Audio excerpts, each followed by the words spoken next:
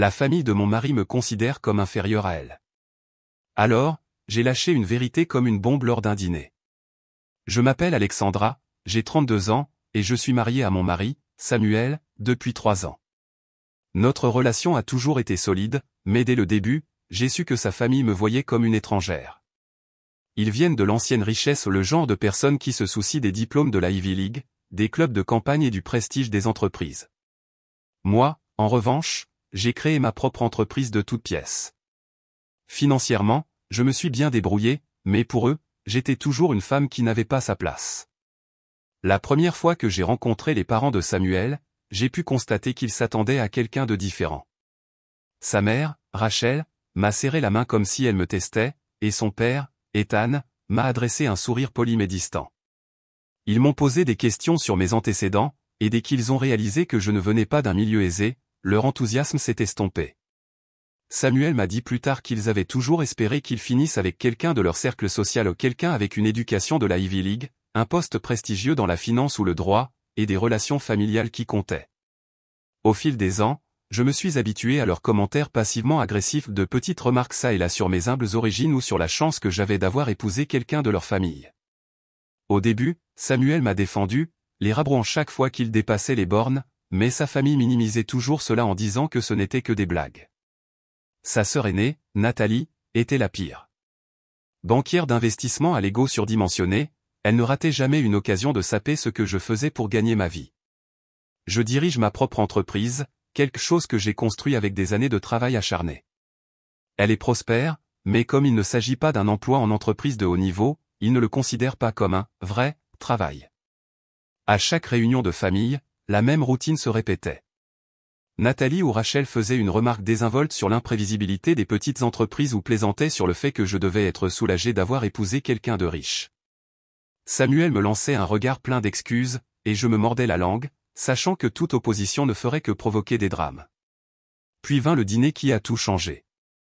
Les parents de Samuel nous ont invités dans un restaurant chic, le genre d'endroit où le menu n'affiche pas les prix.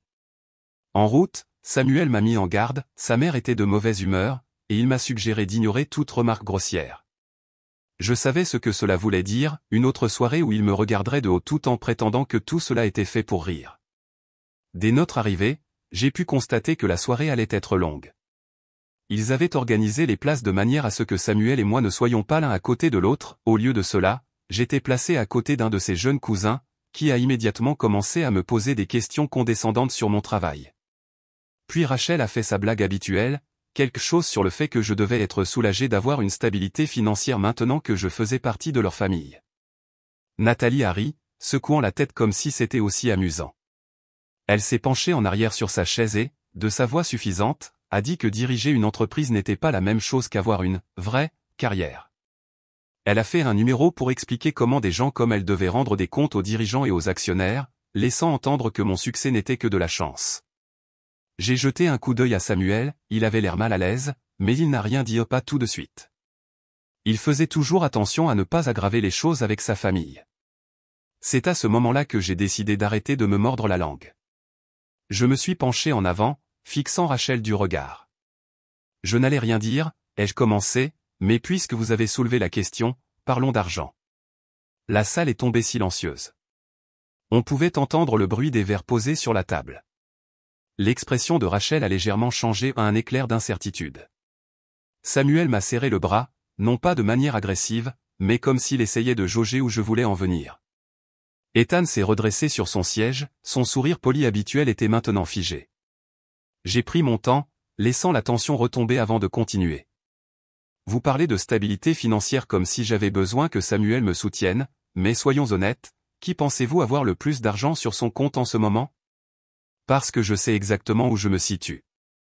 Nathalie a ricané, mais j'ai pu voir l'hésitation dans ses yeux. Les doigts de Rachel se sont resserrés autour de son verre de vin. Vous avez travaillé dans la finance, Nathalie, ai-je dit en me tournant vers elle. Vous aimez les chiffres, alors faisons quelques calculs. Ma société a engrangé plus de 7 chiffres l'année dernière, pas de patron, pas de dirigeant, juste moi qui prends des décisions qui rapportent réellement. Et contrairement aux entreprises pour lesquelles vous travaillez, je n'ai pas à m'inquiéter d'être licencié si le marché change. Le sourire narquois de Nathalie a disparu. La mâchoire de Rachel s'est contractée. Elle ne s'attendait pas à ça. Je me suis penché en arrière, laissant le poids de mes paroles s'installer. Donc, si nous parlons d'argent, soyons réalistes. Je ne me suis pas marié pour la stabilité. Samuel et moi sommes partenaires, si quoi que ce soit, c'est lui qui profite de ce que j'apporte à la table. Ethan s'est éclairci la gorge, essayant de reprendre le contrôle de la conversation. Alexandra, ma chère, nous n'avons jamais voulu. Je ne l'ai pas laissé terminer. Je sais exactement ce que vous vouliez dire. Chaque dîner, chaque commentaire, c'est toujours la même chose. Vous ne respectez pas ce que je fais parce que ce n'est pas le genre de carrière que vous vouliez pour votre fils. Mais au bout du compte, ce n'est pas votre approbation qui compte. J'ai ensuite regardé Samuel. Il n'était plus simplement assis là, il hochait la tête, son expression se transformant en quelque chose que je n'avais jamais vu auparavant lors de ces dîners. Il ne tolérait pas seulement la conversation, il me soutenait. Rachel s'est éclairci la gorge, tendant la main vers son verre comme si elle avait besoin d'une seconde pour réfléchir. Nathalie avait l'air de vouloir se disputer, mais elle ne savait pas quoi dire. Toute la table était différente maintenant, et pour la première fois depuis des années, je n'étais pas celle qui se sentait déplacée, c'était elle. Au moment où les mots ont quitté ma bouche, l'énergie à la table a changé. Il n'y avait plus de rire, plus de remarques suffisantes, juste le silence ou le genre de silence qui s'étire inconfortablement, où chacun attend que quelqu'un d'autre parle le premier. Rachel a posé son verre de vin délicatement, son expression impénétrable. Le sourire poli d'Ethan a tressailli au coin des lèvres. Nathalie s'est penchée en arrière sur sa chaise, les bras croisés, les yeux plissés, comme si elle essayait de savoir si je bluffais. Je les ai laissés réfléchir pendant quelques secondes avant de continuer. Je n'allais pas me vanter, mais je ne faisais pas marche arrière non plus. J'ai expliqué que je dirigeais mon entreprise depuis 6 ans, en la développant régulièrement jusqu'à ce qu'elle génère désormais un chiffre d'affaires de plusieurs millions de dollars par an, pas seulement une fois, pas seulement une série de coups de chance, des chiffres constants année après année. Quelqu'un à l'autre bout de la table a fortement expiré, un cousin, peut-être. J'ai pu entendre des chuchotements. Nathalie a été la première à réagir. Son ricanement a rompu le silence. Mais qu'avez-vous réellement en actif ? Son ton était vif, méprisant, comme si elle essayait de sauver ce qui restait de son terrain. J'ai croisé son regard sans hésitation. Des propriétés entièrement payées, un portefeuille d'actions diversifié, aucune dette, plus qu'assez de liquidités pour prendre ma retraite demain si je le voulais. Je n'avais pas besoin de vérifier pour savoir que le père de Samuel s'était raidi. Je pouvais sentir le changement de sa posture de l'autre côté de la table. Rachel, quant à elle, s'était tue. C'est ainsi que j'ai su que l'information avait frappé plus fort qu'elle ne voulait l'admettre. Nathalie, cependant, n'en avait pas fini. N'importe qui peut gagner de l'argent pendant quelques années, a-t-elle murmuré. C'est la durabilité à long terme qui compte. J'ai haussé les épaules. Drôle, étant donné que mon portefeuille a constamment surperformé le vôtre au cours des 5 dernières années. Cela l'a fait taire. Elle m'a fixé, sa mâchoire se serrant. Elle savait que j'avais accès aux rapports financiers ou des informations publiques pour quelqu'un de sa position. Si je disais que j'avais surperformé, c'est que j'avais vérifié les chiffres. Je ne devinais pas. Ethan s'est éclairci la gorge, essayant de reprendre le contrôle de la conversation. Eh bien, ma chère, nous n'avons jamais été du genre à juger les gens en fonction de leur compte en banque. C'était un mensonge tellement flagrant que je ne me suis même pas donné la peine de répondre. Au lieu de cela, je me suis penché en arrière sur ma chaise, attendant. Et en effet, la prise de conscience s'est faite sur eux un instant plus tard. Les années de commentaires condescendants, l'implication constante que j'avais eue de la chance d'avoir épousé Samuel, tout cela avait été basé sur l'hypothèse que j'étais financièrement inférieur à eux, et maintenant ils ne pouvaient plus rien reprendre. Le coup de grâce est arrivé lorsque j'ai mentionné, comme une réflexion après coup, qu'une de mes entreprises avait indirectement contracté l'entreprise de Rachel par le passé, ce qui signifie qu'à un moment donné, elle avait profité de mon travail sans même le savoir. Les chuchotements à la table se sont amplifiés. Un jeune cousin s'est couvert la bouche, visiblement amusé. Quelqu'un d'autre a étouffé un rire. Les doigts de Rachel se sont crispés autour de sa fourchette, elle s'accrochait encore à l'espoir de reprendre le contrôle, mais il n'y avait plus rien à dire, pas de remarques spirituelles, pas de blagues dédaigneuses. Toute la table venait d'assister au changement de rapport de force. Même s'ils ne le reconnaîtraient pas ouvertement, l'atmosphère avait changé. Les chuchotements ne s'arrêteraient pas du jour au lendemain, mais la graine du doute dans leur hiérarchie sociale avait été plantée. Samuel était resté silencieux pendant la majeure partie de la conversation, mais lorsque je les regardais, il n'était plus mal à l'aise. Il n'essayait pas de désamorcer la situation ou de changer de sujet, au lieu de cela, il observait attentivement sa mère, attendant de voir ce qu'elle allait faire ensuite. Elle a essayé de passer à autre chose, à évoquer un sujet complètement différent ou quelque chose à propos d'un récent voyage qu'ils avaient effectué. Personne ne l'a suivi. Le dîner s'est traîné après cela, mais l'ambiance s'était gâchée. Ethan a commencé à être excessivement gentil avec moi, me lançant des compliments exagérés comme si cela devait effacer des années de condescendance.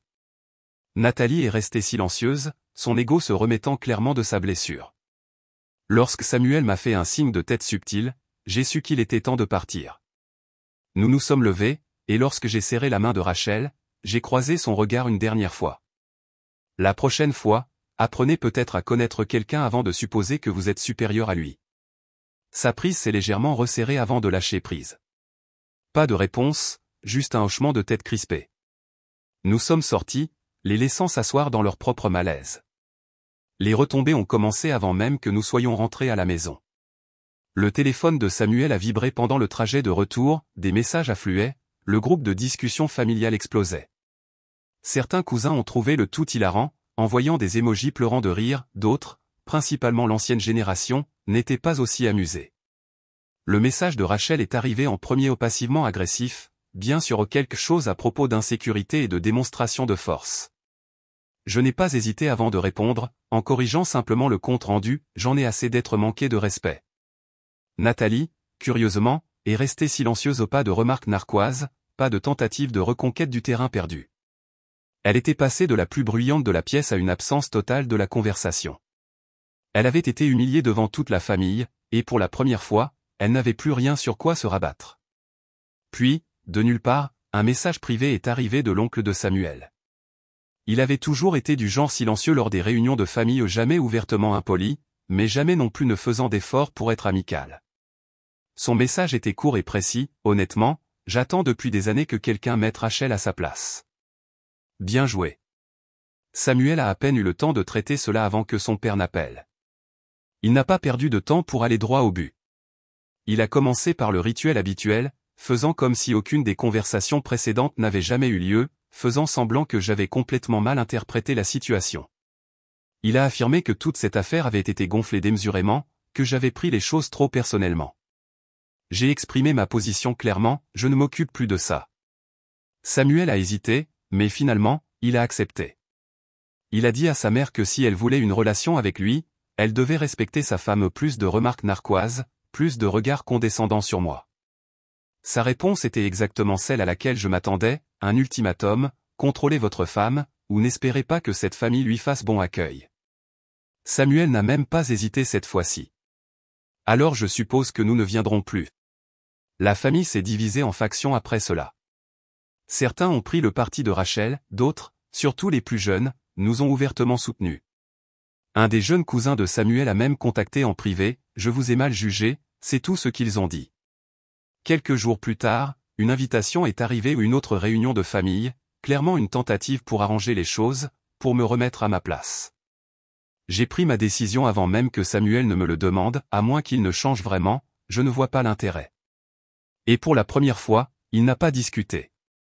Le trajet de retour en voiture a été silencieux. Samuel a regardé par la fenêtre, ses doigts tapant légèrement sur sa jambe. De temps en temps, il me regardait comme s'il voulait dire quelque chose mais ne savait pas comment commencer. Finalement, il a parlé, admettant qu'il était soulagé que j'ai enfin défendu mon droit, mais il connaissait aussi assez bien sa famille pour prédire leur prochain coup. Il n'était pas du genre à laisser les choses aller. Son téléphone a vibré, puis encore et encore. Le groupe de discussion familiale avait explosé. Les premiers messages provenaient des jeunes cousins ou de courtes réactions, principalement des émojis rire et des messages comme « c'était légendaire » ou « le meilleur dîner de tous les temps ». Puis sont venus les messages plus sérieux. Le père de Samuel a envoyé un long message sur la façon dont j'avais créé des tensions inutiles. Celui de Rachel était plus direct, me qualifiant d'insécure et m'accusant de me vanter. J'ai pris le téléphone de Samuel et j'ai tapé une réponse avant qu'il ne puisse trop réfléchir, juste pour corriger le compte rendu, j'en ai assez d'être manqué de respect. Puis j'ai rendu le téléphone à Samuel. Nathalie était remarquablement absente de la conversation.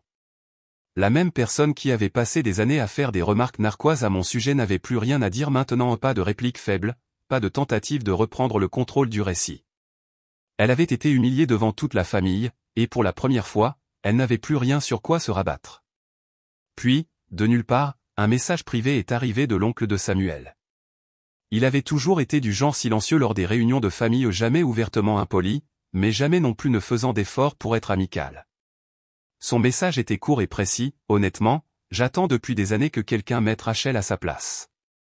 Bien joué. Samuel a à peine eu le temps de traiter cela avant que son père n'appelle. Il n'a pas perdu de temps pour aller droit au but. Il a commencé par le rituel habituel, faisant comme si aucune des conversations précédentes n'avait jamais eu lieu, faisant semblant que j'avais complètement mal interprété la situation. Il a insisté sur le fait que les remarques de Rachel n'avaient jamais eu pour but de me blesser, que j'avais pris tout cela trop personnellement. Samuel a mis l'appel sur haut-parleur. Je l'ai laissé parler, je l'ai laissé suivre le scénario habituel de réécriture de l'histoire, minimisant les années de condescendance, faisant croire que j'étais celle qui était déraisonnable. Lorsqu'il s'est finalement arrêté, j'ai répondu pour Samuel: je ne m'occupe plus de ça. Il y a eu une pause, un changement de ton. Ethan a abandonné les faux politesses. Si vous continuez à créer des divisions, cette famille va avoir des problèmes. Et voilà la première véritable tentative de contrôle. Samuel n'a pas bronché. Alors je suppose que nous allons avoir des problèmes. L'appel s'est terminé peu après, pas de résolution, pas de fausse politesse, juste une compréhension silencieuse que les choses n'allaient pas revenir comme avant. Le message suivant est venu de Rachel, une autre tentative pour réaffirmer sa domination. Cette fois-ci, elle ne s'adressait pas à moi, elle s'adressait à Samuel: si vous voulez maintenir la paix dans cette famille, contrôlez votre femme. J'ai à peine eu le temps de le lire avant que Samuel ne riposte: si vous voulez maintenir une relation avec moi, apprenez à respecter ma femme. Une autre longue pause dans la conversation, puis la division familiale a commencé. Certains parents ont immédiatement réagi, prenant le parti de Rachel, insistant sur le fait que j'avais été déplacé et que Samuel était irrespectueux de me soutenir. D'autres, principalement les plus jeunes, nous ont ouvertement défendus. Un des jeunes cousins de Samuel m'a même envoyé un message directement: je vous ai mal jugé, c'est tout ce qu'ils ont écrit. Les jours ont passé. La poussière ne s'est pas déposée. Puis, de nulle part, le père de Samuel a lancé une invitation à une autre réunion de famille. Elle n'était pas formulée comme des excuses ou une tentative de réparer les choses, juste un simple: nous nous réunissons tout le week-end prochain. Vous êtes tous les deux les bienvenus. Il était évident ce qu'ils essayaient de faire. Ils n'étaient pas désolés, ils ne reconnaissaient rien, ils voulaient juste nous ramener, nous faire rentrer dans le rang. Je n'ai même pas eu à réfléchir à ma réponse: à moins qu'ils ne changent vraiment, je ne vois pas l'intérêt. Samuel a hoché la tête. Il n'a pas discuté. Et pour la première fois depuis que j'ai épousé quelqu'un de cette famille, j'ai su que les choses ne reviendraient jamais comme avant. Quelques jours après le dîner, le père de Samuel a appelé. Sa voix était plus douce que d'habitude, le même ton qu'il utilisait pour essayer d'arranger les choses sans vraiment s'excuser. Il a insisté sur le fait que la famille n'avait jamais eu l'intention d'être irrespectueuse et que tout avait été un malentendu. Selon lui, ils avaient toujours apprécié mon travail acharné, ils n'avaient tout simplement pas réalisé toute l'étendue de mon succès. Il était évident ce qui se passait. Maintenant qu'il savait que je n'étais pas une simple inconnue de la classe moyenne, il voulait réécrire l'histoire. Soudainement, tous les commentaires passivement agressifs, les remarques condescendantes, les rejets directs, tout cela n'était que des idées fausses. Je ne me suis pas donné la peine de discuter. Je l'ai laissé parler, je l'ai laissé raconter sa version des faits. Lorsqu'il a finalement fait une pause, Samuel a simplement dit: nous sommes occupés, et a mis fin à l'appel. Pendant ce temps, Rachel adoptait une approche différente. Elle n'essayait pas de faire la paix, elle était furieuse. Le cousin de Samuel lui a envoyé des captures d'écran d'une conversation familiale privée ou des messages de Rachel se plaignant que je m'étais vanté comme une vendeuse vulgaire, et l'avait humiliée devant sa famille. Nathalie s'était jointe à la conversation, convenant que je m'étais accroché à l'argent, et que je n'avais pas le raffinement de la vieille richesse. Puis Nathalie est allée plus loin, elle a publié un message vague sur les réseaux sociaux sur le fait que l'argent réel est l'argent ancien, et que certaines personnes pensent que la richesse équivaut à la classe. Elle n'a pas cité de nom, mais quelques membres de la famille ont commenté, faisant clairement le lien avec notre précédente confrontation. Plus ils étaient furieux à ce sujet, plus il était évident qu'ils avaient du mal à accepter la vérité. Puis vint le prochain coup. Les parents de Samuel nous ont invités à un gala caritatif exclusif, l'un de ces événements de haute société où la présence était autant une question de statut qu'une question de philanthropie. Le message était clair, c'était leur tentative de réinitialisation, une chance de s'aligner publiquement avec moi maintenant qu'ils comprenaient ma situation financière. Samuel ne voulait pas y aller, il connaissait trop bien ses parents. Mais il savait aussi que si nous ne nous présentions pas, il raconterait l'histoire de manière à ce que nous ayons l'air de les éviter parce que nous étions ceux qui étaient déraisonnables. Finalement, j'ai accepté non pas pour les impressionner, mais pour m'assurer qu'ils comprenaient qu'ils ne pouvaient plus contrôler le récit. Dès notre arrivée, le changement de comportement a été évident. La même famille qui avait passé des années à me rejeter me traitait maintenant comme un atout. Rachel m'a présenté à ses associés commerciaux, me qualifiant d'entrepreneur brillante. Ethan a parlé de mes réalisations comme s'il avait toujours été fier de moi. Même Nathalie a forcé un sourire crispé et une poignée de main, bien que ses yeux racontent une histoire différente. Il n'a pas fallu longtemps à Rachel pour retomber dans ses vieilles habitudes. À un moment donné, elle m'a tapé sur l'épaule, sa voix assez forte pour que les autres puissent l'entendre, « Vous vous intégrerez si vous continuez comme ça. » C'était le même ton condescendant qu'elle avait toujours utilisé, comme si j'étais toujours en train de gagner ma place, toujours en train de prouver que je méritais de me tenir dans leur monde. Je n'ai pas mordu à l'hameçon. Au lieu de cela, j'ai laissé un petit silence s'installer entre nous avant de mentionner, sans faire de vagues, que j'étais en pourparlers pour acquérir une entreprise qui se trouvait être en concurrence directe avec l'un de ses associés les plus proches. Je ne l'ai pas formulé comme une menace, juste comme un fait. La réaction a été immédiate. Ethan a rapidement changé de sujet, une nervosité traversant son visage. La posture de Rachel s'est légèrement raidie avant qu'elle ne retrouve son expression neutre, mais sa mâchoire serrée. Nathalie, cependant, n'était pas aussi composée. Elle a ricané, marmonnant quelque chose sur le fait que les propriétaires d'entreprise ont des coups de chance. La jalousie rayonnait littéralement d'elle. Je n'ai pas répondu, je n'en avais pas besoin. Plus elle essayait de me rabaisser, plus il devenait évident qu'elle était celle qui avait du mal avec sa propre place dans la hiérarchie familiale maintenant. En partant, j'ai serré la main de Rachel.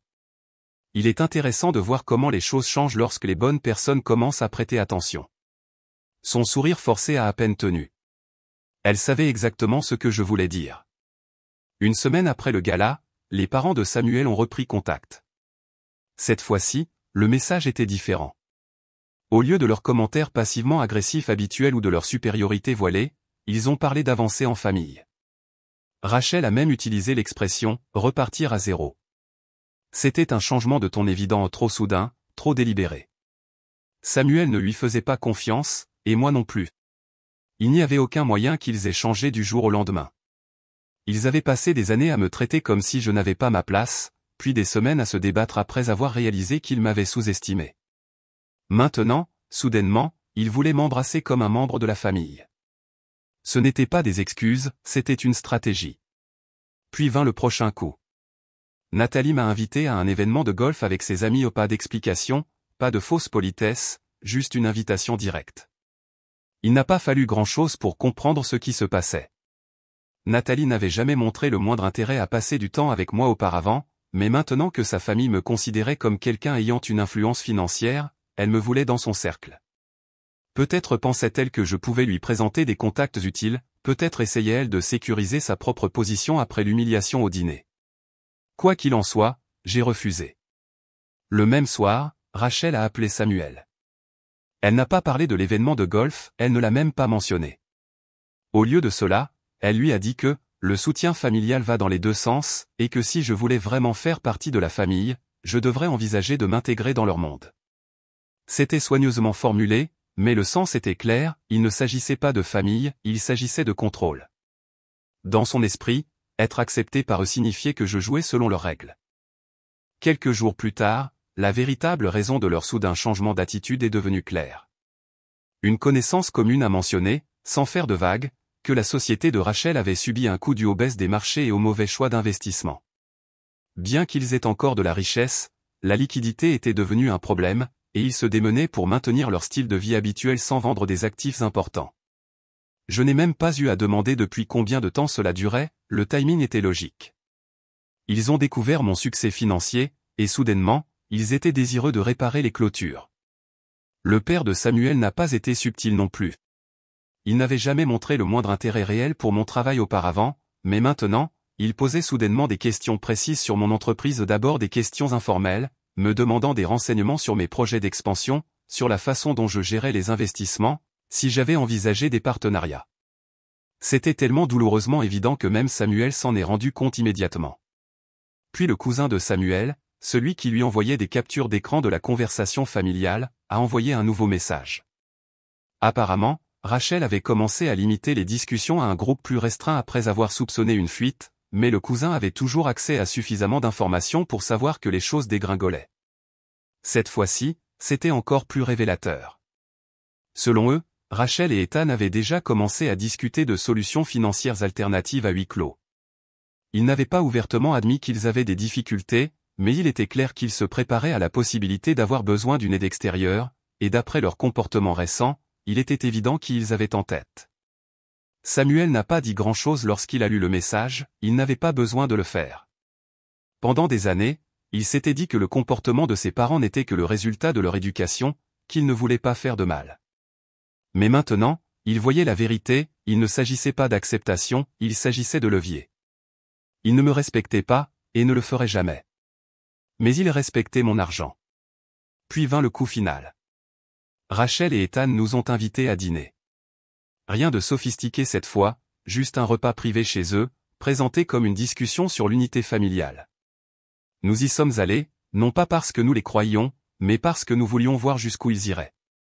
Dès que nous nous sommes assis, Rachel a orienté la conversation vers les affaires. Elle a parlé de la volatilité du marché, de l'importance de prendre des décisions financières intelligentes et des avantages d'investir dans la stabilité familiale. Elle a pris son temps, rendant le tout aussi informel que possible, mais le message était clair comme du cristal. Puis, enfin, elle l'a dit, investir en famille est toujours une décision intelligente. Voilà la raison même du dîner. Je n'ai même pas hésité. Je l'ai regardé dans les yeux et je lui ai demandé, essayez-vous de réparer les choses, ou cherchez-vous un sauvetage financier? La pièce est tombée silencieuse. L'expression d'Ethan n'a presque pas changé, mais il y a eu un bref éclair de quelque chose dans ses yeux, un calcul. Il attendait de voir comment Rachel répondrait. Au début, elle a joué le rôle de la mère insultée. Elle s'est penchée en arrière, a soupiré et a fait comme si j'avais profondément mal interprété la situation. Mais ensuite, tout aussi rapidement, elle a pivoté, aider sa famille est un signe de loyauté. Je ne l'ai pas laissé continuer. Je ne mélange pas les relations personnelles et les affaires. Il n'y avait plus rien à dire après ça. Le visage d'Ethan s'est durci, la chaleur polie a disparu en un instant. Il n'a même pas essayé de le dissimuler, le masque était tombé. Je suppose que nous nous sommes trompés sur vous après tout, a dit Samuel, se levant avant que je puisse le faire. Non, vous ne vous êtes pas trompé, ai-je répondu. Et comme ça, nous sommes sortis. Après notre départ de ce dîner, le changement a été immédiat. Les parents de Samuel ont complètement abandonné la fausse gentillesse. Plus de sourires forcés, plus de prétextes d'unité familiale. Au lieu de cela, les commentaires passivement agressifs ont commencé à affluer. Le père de Samuel a pris les devants, envoyant des messages soigneusement formulés sur la façon dont l'argent change les gens et sur la façon dont la vraie famille se soutient mutuellement dans les moments difficiles. Il ne m'a jamais directement accusé de quoi que ce soit, mais l'implication était claire, dans son esprit, j'étais le problème, non pas à cause de quelque chose que j'avais fait, mais parce que je refusais d'être utilisé. Nathalie, comme prévu, a fait sa propre tentative de pique public. Elle a publié en ligne comment certaines personnes pensent que la richesse signifie qu'elles peuvent abandonner leur famille, ajoutant une longue légende sur la loyauté, le respect et les vraies valeurs. C'était le même vieux numéro assez subtil pour éviter la confrontation directe, mais assez évident pour que quiconque connaissait la situation puisse voir ce qu'elle faisait. Je l'ai ignoré, mais ensuite mon entreprise a été impliquée.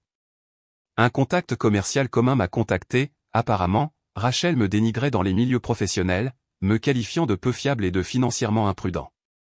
Elle a fait attention à ses mots, ne me calomniant jamais ouvertement, mais semant suffisamment de doutes pour que les gens hésitent avant de travailler avec moi. Ce qu'elle n'a pas réalisé, c'est que j'avais déjà une longueur d'avance. Au lieu de riposter directement, j'ai contacté un investisseur commun, quelqu'un que je savais envisager un accord avec l'entreprise de Rachel. Une brève conversation a suffi à confirmer ce que je soupçonnais déjà, Rachel était dans des difficultés financières plus importantes qu'elle ne le laissait paraître. Elle comptait sur de nouveaux investissements pour rester à flot, et maintenant, grâce à sa propre mesquinerie, j'avais l'occasion de retirer discrètement ce filet de sécurité. Peu de temps après, l'investisseur s'est retiré de l'accord. Les retombées ont été immédiates. Rachel comptait sur ce financement, et sa perte a plongé son entreprise déjà en difficulté dans une crise plus profonde. Elle a dû comprendre ce qui s'était passé parce que la chose suivante que nous avons su, Samuel a reçu un appel d'elle. Cette fois, il n'y avait aucune subtilité, aucune fausse chaleur, aucun simulacre. Elle lui a dit directement que si je refusais d'aider la famille, alors ils devraient reconsidérer leur mariage. C'était ça, la ligne rouge avait été franchie. Samuel n'a pas hésité cette fois. Il lui a dit, si tu tenais à moi, tu n'essaierais pas d'utiliser ma femme. Puis il a raccroché. Après tout, les années de remarques passivement agressives, le changement soudain lorsqu'ils ont appris mon succès financier, la manipulation, la tentative flagrante d'obtenir un sauvetage financier, il ne restait plus rien à sauver. Il ne m'avait jamais apprécié en tant que personne, il n'avait apprécié que ce qu'il pensait pouvoir me prendre. Ce soir-là, Samuel et moi avons pris une décision, plus de messages, plus d'explications, plus de tentatives pour nous justifier. Nous en avions fini. Le lendemain matin, le père de Samuel a envoyé un dernier message. Il était long, émotionnel et dramatique, affirmant que Samuel choisissait l'argent plutôt que la famille et qu'il regretterait cette décision un jour. Samuel l'a lu, a soupiré et l'a supprimé sans répondre. J'ai fait un pas plus loin, j'ai bloqué Rachel et Nathalie définitivement.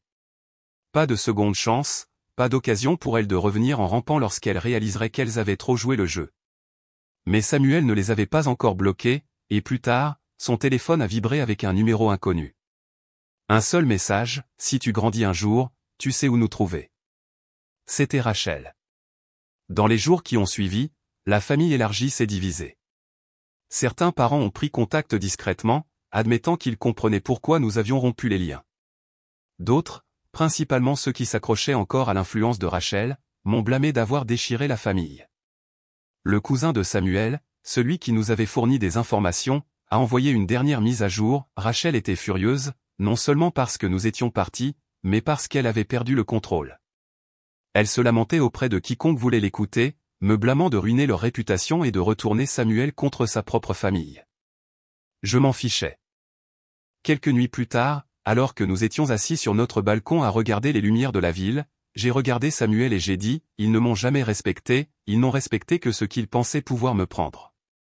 Il n'a pas discuté, il a juste hoché la tête, car maintenant il voyait la vérité aussi. Quelques semaines après avoir rompu les liens, une lettre est arrivée. Elle provenait d'un avocat ou l'avocat des parents de Samuel.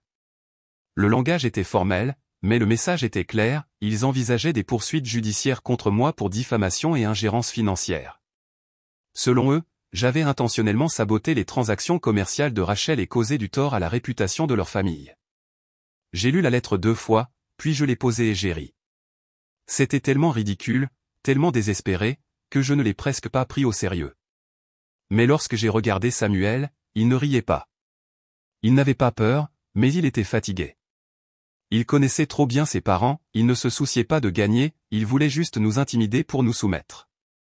J'ai immédiatement contacté mon avocate. Elle a lu la lettre, a soupiré et m'a assuré que ce n'était rien de plus qu'une menace vide. Il n'y avait aucun fondement juridique, aucune réclamation réelle, ce n'était qu'une autre tactique de manipulation, espérant que nous céderions sous la pression. Son conseil était simple, l'ignorer. S'il déposait réellement quelque chose, nous nous en occuperions. Puis, quelques jours plus tard, le père de Samuel a fait son dernier coup. Il a envoyé à Samuel un dernier message long et dramatique, plein de culpabilisation et de manipulation émotionnelle. Il s'agissait de la façon dont Samuel avait trahi sa famille, de la façon dont il l'avait toujours aimé, de la façon dont il laissait l'argent détruire leur. L'ensemble du message était conçu pour le faire douter de lui-même, pour lui faire croire qu'il était le seul responsable. Samuel n'a pas hésité. Il a répondu, dès que vous essayez de nous manipuler pour de l'argent, c'est fini. Puis il les a tous les deux bloqués. Peu de temps après, la famille élargie a commencé à prendre contact. L'oncle de Samuel, celui qui avait secrètement apprécié de voir Rachel mise à sa place, le suppliait maintenant de les rencontrer à mi-chemin. Il a affirmé que, malgré tout, la famille devait passer avant l'orgueil. Mais Samuel est resté ferme. Ce n'est pas lui qui était parti, ce sont ses parents qui l'avaient fait. Ils avaient montré leur vraie priorité, et il en avait fini avec la comédie. Puis Nathalie a perdu le contrôle. Elle m'a appelé, sa voix pleine de rage à peine contenue. Elle n'a pas essayé d'être subtile cette fois, elle est passée directement aux accusations. J'avais ruiné leur famille, je les avais déchirés, j'avais détruit l'entreprise de leur mère et l'héritage de leur famille. Je n'ai pas discuté, je n'ai pas crié. J'ai juste posé une simple question, alors, la seule façon d'être accepté était de financer les erreurs de votre mère? Il y a eu une pause. Pour la première fois, elle n'a pas su quoi répondre. Puis, sans autre mot, la ligne est tombée. Des heures plus tard, Rachel a fait son dernier geste. Elle a publié en ligne une longue diatribe amère sur la façon dont les enfants d'aujourd'hui n'ont aucun sens des valeurs familiales, comment la jeune génération tourne le dos à la tradition. Elle ne nous a pas nommés, mais il était évident de qui elle parlait. Elle voulait de la sympathie, elle voulait que les gens croient qu'elle était la victime dans tout cela. Pendant ce temps, un contact commercial commun m'a envoyé sa propre mise à jour, Rachel se débrouillait après le retrait de l'investisseur. Elle avait été forcée de chercher des fonds ailleurs, mais la nouvelle s'était répandue, elle avait perdu sa crédibilité. Personne ne voulait prendre le risque. Son entreprise coulait, et aucune plainte publique n'allait changer cela. Ce même soir, Samuel a pris sa décision finale. Il a envoyé un dernier message, vous nous avez montré ce que nous représentions pour vous. Au revoir. Puis il les a bloqués définitivement. Et comme ça, c'était fini.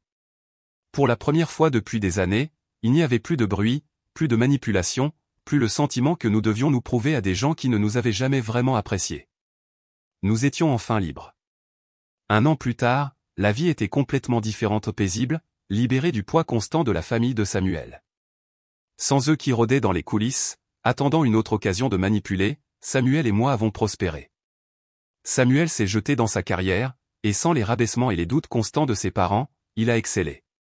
Il a assumé un rôle de leadership, a gagné en reconnaissance dans son domaine et s'est enfin senti confiant dans ses propres capacités, quelque chose que sa famille avait toujours sapé. Mon entreprise était plus forte que jamais. Quelques mois après avoir rompu les liens, j'ai conclu un accord majeur, m'étendant sur un nouveau marché. C'était le genre de succès que Rachel et Nathalie auraient prétendu célébrer si elles avaient encore été dans nos vies, mais seulement parce qu'elles l'auraient vu comme une occasion de s'accrocher. Maintenant, c'était juste le mien sans condition.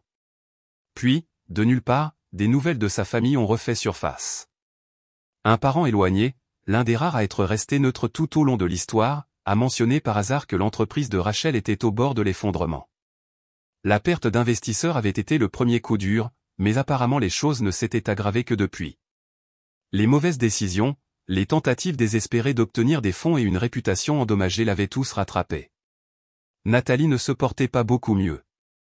La même sœur qui avait passé des années à se moquer de moi pour être propriétaire d'une entreprise, celle qui avait insisté sur le fait que la vraie richesse provenait des emplois en entreprise, avait perdu le sien. Son entreprise a réduit ses effectifs, et elle a été l'une des nombreuses personnes licenciées. Selon le parent, elle avait du mal à trouver un nouveau poste. Il s'avère que son nom de famille et son arrogance n'étaient pas suffisants pour la soutenir. Puis le père de Samuel a fait son dernier geste, un email long, émotionnel, plein de mots dramatiques. C'était le même numéro qu'il avait toujours joué, mais cette fois, ce n'était pas seulement de la culpabilité, c'était du désespoir. Ils étaient en ruine financière. Ils voulaient oublier le passé et recommencer comme une famille. Samuel n'a pas répondu, il n'a même pas hésité. Il l'a lu, puis l'a supprimé au pas de réponse, pas d'explication, juste parti. Des jours plus tard, son cousin, celui qui nous avait fourni des captures d'écran de discussions familiales auparavant, lui a envoyé une dernière mise à jour, les parents de Samuel le blâmaient maintenant d'avoir maudit la famille. Leur chute, selon eux, n'était pas due à leurs propres erreurs, leur cupidité ou leur manipulation, non, c'était parce que leur fils avait osé se défendre. Puis quelque chose d'encore plus inattendu s'est produit, une invitation de mariage de Nathalie. Au début, cela n'avait aucun sens. Après tout, pourquoi nous inviterait-elle? Mais ensuite, Samuel a découvert la vraie raison, son fiancé avait insisté, ignorant toute l'étendue du drame familial. Il était clair que Nathalie n'était pas ravie, mais elle avait probablement accepté pour sauver les apparences. Elle n'avait aucune idée de ce qui s'était réellement passé, Seulement que le côté de la famille de Nathalie avait perdu le contact avec Samuel et qu'il serait agréable de réunir tout le monde à nouveau. Je n'ai même pas eu à y réfléchir. Nous n'irons pas, ai-je dit. Samuel n'a pas discuté, il a immédiatement acquiescé. Nous en avions fini avec leur jeu. Puis vint le dernier message de Nathalie, vous regretterez d'avoir coupé les ponts avec votre famille le jour où vous aurez besoin d'eux. Samuel n'a pas répondu, comme pour l'email de son père, il l'a supprimé. La vraie ironie, nous n'avions pas besoin d'eux ni maintenant, ni jamais. Une semaine plus tard, ma famille, qui avait toujours accueilli Samuel comme l'un des leurs, nous a organisé une fête d'anniversaire surprise. Pas de projet caché, pas de culpabilisation, juste de l'amour, du soutien et la chaleur que Samuel n'avait jamais connue de sa propre famille. Il a regardé autour de la pièce, absorbant tout cela, puis doucement il a dit, ils ne m'ont jamais vraiment aimé, ils ne me voyaient que comme une extension de leur statut. Il n'était pas triste lorsqu'il l'a dit, il était juste libre. Une notification est apparue sur le téléphone de Samuel. Au début, il l'a ignoré, supposant que ce n'était rien d'important, puis il a vu l'objet, sa mère avait contacté des contacts privés, laissant entendre subtilement qu'une aide financière serait appréciée. Bien qu'elle n'ait pas directement supplié, il était clair qu'elle espérait que quelqu'un intervienne pour l'aider. Certains parents éloignés se sont discrètement distancés, réalisant que l'image de vieille richesse commençait à se fissurer. Elle a prétendu qu'elle avait des difficultés en raison de la trahison familiale et que son propre fils avait choisi l'argent plutôt que l'amour. La collecte de fonds avait déjà été partagée parmi la famille élargie, certains avaient laissé des commentaires de soutien, mais d'autres n'étaient pas aussi convaincus. Les gens ont commencé à se demander comment une famille soi-disant riche et puissante pouvait se retrouver soudainement dans cette situation. Les fissures dans leur image soigneusement construite commençaient à apparaître. Puis Samuel a vu le nom de Nathalie dans les commentaires. Elle ne soutenait pas seulement le GoFundMe, elle le blâmait activement. Ses commentaires étaient amers, l'accusant d'avoir choisi une étrangère plutôt que sa vraie famille et d'avoir jeté la loyauté pour la cupidité. Elle a présenté les choses comme s'ils n'avaient pas d'autre choix que de demander de l'aide parce que Samuel les avait abandonnés dans leurs moments difficiles. Mais ce à quoi aucune d'elles ne s'attendait, c'était une réaction négative. Les gens n'achetaient pas l'histoire. La section des commentaires a commencé à se retourner contre elle. Des étrangers et même certains parents éloignés ont commencé à les appeler à l'ordre. Certains ont fait remarquer qu'une famille soi-disant riche et puissante ne devrait pas se retrouver dans cette situation pour commencer. D'autres ont carrément critiqué Rachel pour avoir essayé de culpabiliser son propre fils pour qu'il paie pour ses échecs. Puis le cousin de Samuel, celui qui avait divulgué des captures d'écran de discussions familiales auparavant, lui a envoyé un dernier message, d'autres captures d'écran. Cette fois, c'était une conversation entre Rachel et Ethan dénigrant Samuel auprès de quiconque voulait les écouter. Ils l'ont qualifié de manipulé par moi, ont affirmé que je l'avais retourné contre eux, et ont même suggéré qu'il n'était plus leur fils. Samuel n'a pas hésité. Il a fait une seule déclaration au chat de la famille élargie, je ne me laisserai pas culpabiliser pour financer les mêmes personnes qui ne m'ont jamais respecté, moi ou ma femme.